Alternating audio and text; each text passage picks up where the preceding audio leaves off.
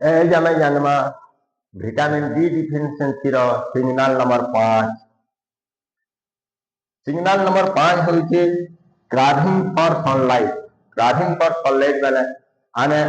खरा लगे हमको भोग लगवाता हमको खरा के जायजा लगवाता सूर्य किरण टे देह पे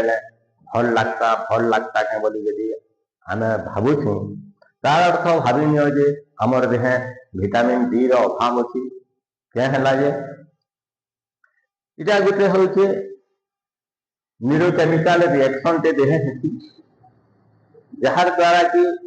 हमर ब्रेन खुजवा खरा के ब्रेन खरा के जिते बेले खुजवा आम हठात खरा के जिते बेले पहुँची जिमा हमर देह टिके में तार खराब आई देले कि हमर मूड चेंज हो जावा ब्रेन तापरे आके मोर देह सफिशिएंट विटामिन डी पेमी बोली भाबा और बहुत मन भल लगी जा यदि खरा नुरा लगुचे तार अर्थ विटामिन डी अभाव अच्छे यहाँ गोटे सिग्नाल है। एंड गोटे एग्जांपल टी अच्छे जिते बेले जेन मान डायबिटीज होती जेन मैंने इन्सुलिन नौसन क्या है देह जब सुगर कमी जाए